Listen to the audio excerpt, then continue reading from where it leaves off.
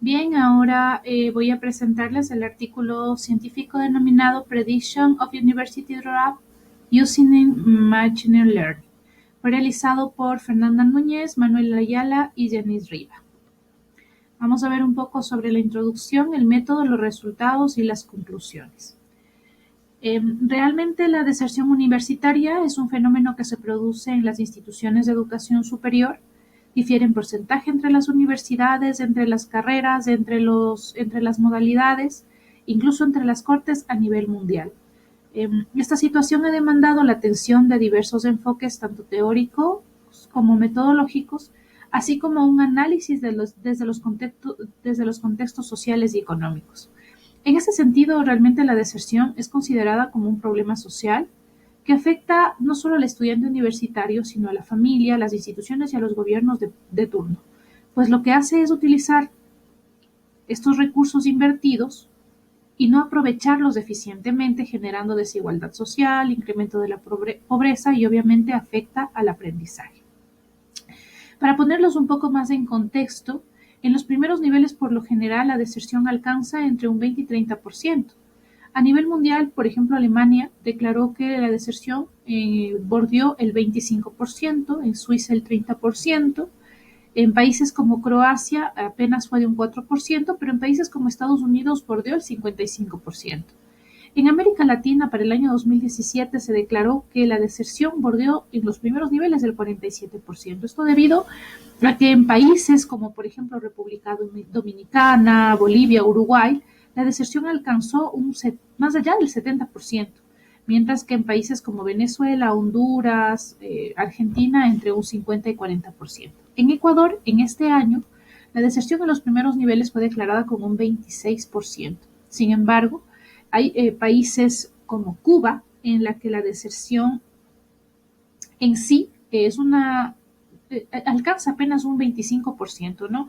Esto quiere decir que no solamente depende de la situación económica, social y política del país, sino también de las acciones que desarrollan las instituciones de educación superior en pro de, en este caso, la permanencia y graduación de sus estudiantes. La deserción se define como aquella en la que existe un abandono, la prolongación de los estudios o la interrupción de su formación académica, asociada a una situación personal voluntaria o involuntaria, influenciada o no influenciada. Existen diversas complejidades para evaluar el abandono, ya que un gran porcentaje de estudiantes que desertan en el primer año, por lo general, reingresan nuevamente al sistema universitario. Y Tinto, que es uno de los padres de la teoría, mencionan que la deserción no solo conlleva una decisión individual, sino que más bien puede ser el inicio de una nueva meta y que ésta puede estar influenciada por estas características personales y familiares. Coubillon, en cambio, menciona que el grupo de estudiantes que tienen expectativas claras, metas claras, motivación y un rendimiento académico aceptable cosechan éxitos y obviamente al final obtienen su título.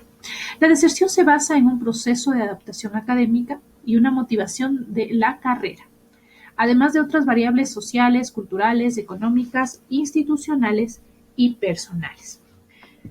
En sí, el propósito de este estudio fue explorar la relación que existen entre esas variables personales y académicas con una muestra de estudiantes que lo proveyó la Universidad Tecnológica Indoamérica.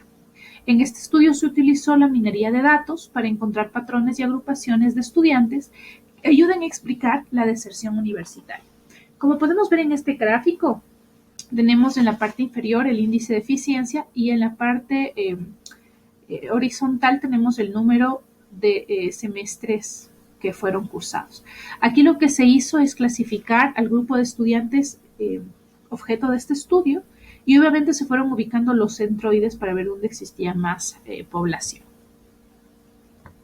Hablemos un poco sobre el método, ¿no? Aquí se utiliza un algoritmo K-means para clasificar y definir los patrones de rendimiento y las predicciones. Para estos nuevos estudiantes se realiza mediante el modelo de máquina de vectores de apoyo. Y al lado tenemos un gráfico, en este diagrama realmente de flujo, muestra un resumen del enfoque propuesto que consta de 5 pasos. En el primer paso, bueno, se recolectaron los datos, fueron extraídos obviamente del sistema de gestión académica de la universidad. Luego se realizó un procesamiento de estos datos utilizando una normalización estadística de valores. Se generaron vectores para las principales características que fueron analizadas y caracterizadas matemáticamente, combinando en sí la información con el promedio de notas, con los semestres cursados, con el índice de eficiencia. En un cuarto paso, lo que se hizo es agrupar a los estudiantes con categorías de acuerdo al comportamiento similar. Aquí se utilizó la técnica de agrupamiento y luego al final estos datos fueron clasificados mediante esta máquina de vectores SVM. Bueno, aquí se presenta este algoritmo planteado en esta investigación. Aquí este algoritmo se divide en tres partes. La primera parte se genera clústeres con centroides y permite calcular las medidas estadísticas como la media, la desviación estándar, el valor máximo y el valor mínimo, ¿no? De este grupo de estudiantes. En una segunda fase lo que se hizo es la clasificación de este grupo de estudiantes en base a las restricciones cuantitativas. Y en una última fase, lo que se hizo es ya la predicción de los datos de los estudiantes que ingresaron a los niveles iniciales. Aquí lo que se hizo es utilizar la predicción lineal y también la predicción polinomial. Bien, aquí podemos observar incluso las fórmulas que fueron utilizadas, ¿no? Entonces, los métodos de clasificación supervisados, basados en modelos polinómicos lineales, se utilizan en este caso para reducir el pronóstico para los estudiantes de primer año. Los métodos se utilizan en paralelo durante la tercera parte del algoritmo para comparar y validar estos resultados de la predicción. Bien, como vemos aquí en esta figura, aquí lo que visualizamos es los datos ERE, que se representan en dos atributos, el índice de eficiencia y el número de semestres cursados. Aquí lo que se hizo es estudiar a estos 376 estudiantes que fueron luego ya graduándose conforme a lo que establecen los organismos de control. En esta figura observamos que el punto COD es aproximadamente K igual a 7. Por ello, se utilizó el K-Mix para determinar la mejor configuración de 7 grupos y se programaron 1000 interacciones. Bien, aquí estas figuras realmente lo que nos muestran es una correlación entre las clases A y B. Aquí los resultados de las medidas estadísticas infirieron en los atributos del promedio ponderado, de las notas y el índice de eficiencia, lo que nos permitió hacer aquí una buena clasificación de este grupo de estudiantes. Aquí se apreció que los grupos estaban separados por valores distinguibles, con atributos. Además, se pudieron aquí clasificar estas dos clases, ¿no? La clase A y la clase B. Como se puede apreciar en estas gráficas, aquí se representan varias relaciones de clasificación de datos con el número de semestres cursados versus el índice de eficiencia, el promedio general de notas y el promedio general de las asignaturas que los estudiantes aprobaron. Bien, si vemos aquí en esta figura, lo que se muestra es una clasificación supervisada de la muestra, ¿sí? Aquí se muestra al vector de soporte en color verde en la clase A y B en la de color rojo. Y existe también este separador del hiperplano que separa al estudiante que se predice que estará en la clase B.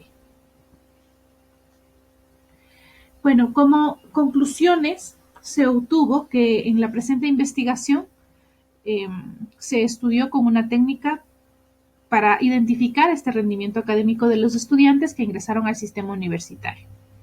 En la evaluación experimental nos centramos en técnicas de agrupación aplicando K-Mix.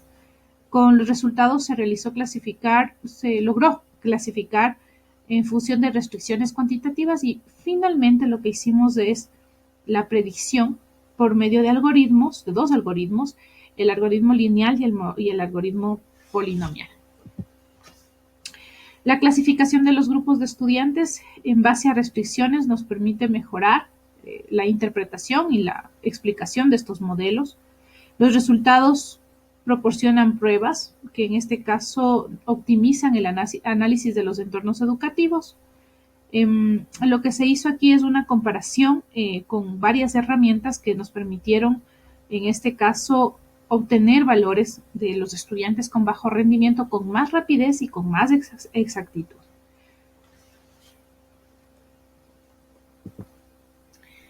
El método propuesto puede servir para estimar el rendimiento de los estudiantes que ingresan al sistema universitario y de esta manera dar soporte a intervenir estratégicamente para mejorar la retención, la permanencia, la tasa de titulación y la eficiencia, generando actividades de aprendizaje y apoyo a los estudiantes que presentan necesidades educativas.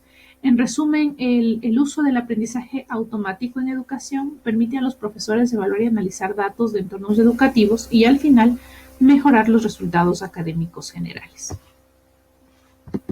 Esta ha sido la presentación del artículo. Agradezco mucho su atención.